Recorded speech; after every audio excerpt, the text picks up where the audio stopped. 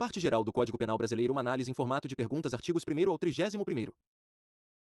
Título I. Da aplicação da lei penal.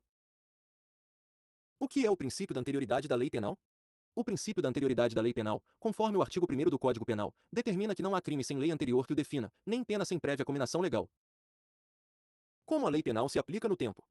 De acordo com o artigo 2º, ninguém pode ser punido por fato que lei posterior deixa de considerar crime, cessando a execução e os efeitos penais da sentença condenatória. A lei posterior que de qualquer modo favoreça o agente aplica-se aos fatos anteriores, ainda que decididos por sentença condenatória transitada em julgado. Qual a regra para a aplicação da lei excepcional ou temporária? O artigo 3º dispõe que a lei excepcional ou temporária aplica-se ao fato praticado durante sua vigência, mesmo após o término desta ou das circunstâncias que a determinaram. Em que momento se considera praticado o crime? Nos termos do artigo 4º, o crime considera-se praticado no momento da ação ou omissão, independentemente do momento em que ocorre o resultado. Onde se aplica a lei brasileira em relação aos crimes? Conforme o artigo 5º, aplica-se a lei brasileira aos crimes cometidos em território nacional, sem prejuízo de convenções, tratados e regras de direito internacional. Consideram-se território nacional, para fins penais, as embarcações e aeronaves brasileiras, públicas ou a serviço do governo, onde quer que se encontrem, bem como as mercantes ou de propriedade privada em alto mar ou no espaço aéreo correspondente.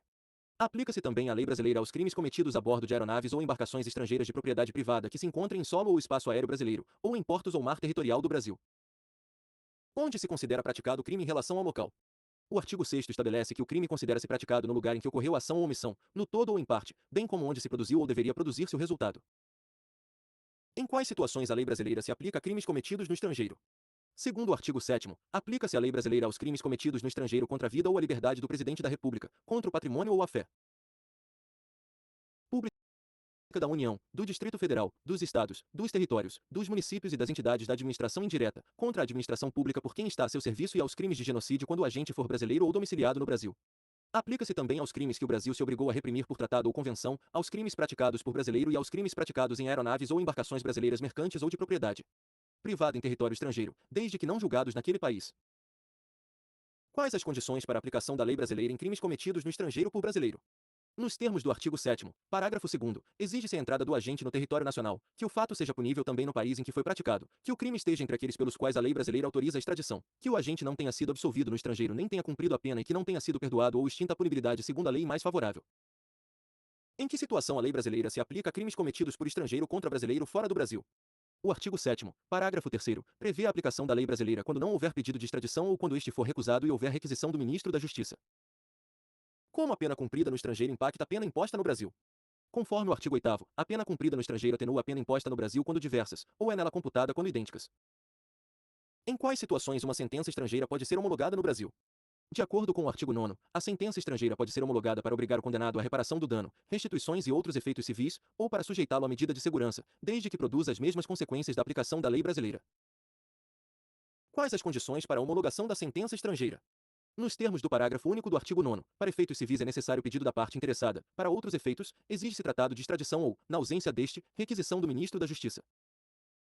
Como são contados os prazos no Código Penal? O artigo 10º estabelece que o dia do começo inclui-se no cômputo do prazo, contando-se os dias, meses e anos pelo calendário comum. Como são tratadas as frações de tempo em relação às penas? Conforme o artigo 11º, desprezam-se as frações de dia nas penas privativas de liberdade e restritivas de direitos, bem como as frações de moeda na pena de multa. Como as regras gerais do Código Penal se aplicam a fatos incriminados por lei especial? O artigo 12º dispõe que as regras gerais do Código Penal aplicam-se aos fatos incriminados por lei especial, salvo disposição em contrário. Título 2º, do crime. O que define a relação de causalidade no crime? O artigo 13º define que o resultado somente é imputável a quem lhe deu causa, considerando-se causa a ação ou omissão sem a qual o resultado não teria ocorrido. Qual o impacto da superveniência de causa independente no crime? Nos termos do artigo 13º, parágrafo 1º, a superveniência de causa relativamente independente exclui a imputação quando, por si só, produziu o resultado, permanecendo imputáveis os fatos anteriores. Quando a omissão é considerada penalmente relevante? A omissão é penalmente relevante quando o omitente devia e podia agir para evitar o resultado, conforme o artigo 13º, parágrafo 2º. Quais as situações em que o omitente tem o dever de agir para evitar o resultado? O dever de agir existe quando a obrigação legal de cuidado, proteção ou vigilância, quando o agente assumiu a responsabilidade de impedir o resultado ou quando criou o risco da sua ocorrência por comportamento anterior. Quais as classificações do crime de acordo com sua consumação? O artigo 14º classifica o crime como consumado, quando reúne todos os elementos da definição legal, e tentado, quando iniciada a execução, não se consuma por circunstâncias alheias à vontade do agente. Qual a pena para a tentativa de crime? A tentativa é punida com a pena do crime consumado, diminuída de 1 a 2/3, salvo disposição em contrário, conforme o parágrafo único do artigo 14º. Quais as consequências da desistência voluntária e do arrependimento eficaz? De acordo com o artigo 15º, o agente responde apenas pelos atos já praticados quando desiste voluntariamente de prosseguir na execução ou impede a produção do resultado. O que caracteriza o arrependimento posterior? O artigo 16º prevê o arrependimento posterior nos crimes sem violência ou grave ameaça, quando o agente repara o dano ou restitui a coisa até o recebimento da denúncia ou queixa, reduzindo-se a pena de 1 a 2/3. Quando se configura crime impossível? Nos termos do artigo 17º, ocorre crime impossível quando, por ineficácia absoluta do meio ou impropriedade absoluta do objeto, é impossível a consumação, não sendo punível a tentativa. Quais as classificações do crime em relação ao elemento subjetivo? Conforme o artigo 18º, o crime pode ser doloso, quando o agente quis o resultado ou assumiu o risco de produzi-lo, ou culposo, quando o resultado decorre de imprudência, negligência ou imperícia. É possível ser punido por crime culposo? A punição por crime culposo somente ocorre quando expressamente prevista em lei, conforme o parágrafo único do artigo 18º.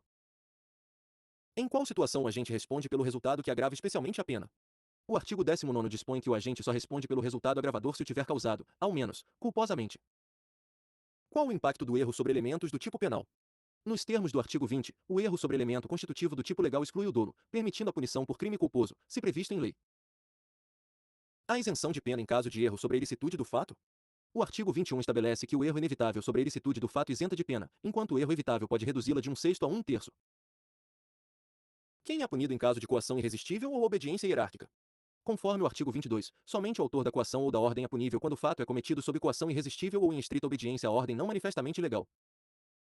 Quais as situações de exclusão de ilicitude? O artigo 23 prevê exclusão de ilicitude nos casos de estado de necessidade, legítima defesa, estrito cumprimento de dever legal ou exercício regular de direito. O que acontece em caso de excesso nas situações de exclusão de ilicitude? O excesso doloso ou culposo gera responsabilização penal, conforme o parágrafo único do artigo 23. O que caracteriza o estado de necessidade? Nos termos do artigo 24, ocorre quando o agente pratica o fato para salvar direito próprio ou alheio de perigo atual, não provocado por sua vontade, e que não podia ser evitado de outro modo. Quem pode alegar estado de necessidade?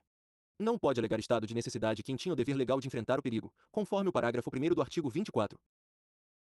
Há redução de pena em caso de estado de necessidade? O parágrafo 2º do artigo 24 prevê a redução da pena de 1 a 2/3 quando, embora exigível o sacrifício do direito ameaçado, o agente age em estado de necessidade.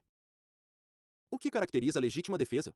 Conforme o artigo 25, caracteriza-se pela repulsa, mediante uso moderado dos meios necessários, à injusta agressão atual ou iminente a direito próprio ou de outrem. Título 3º, da imputabilidade penal. Quais as condições para a inimputabilidade penal?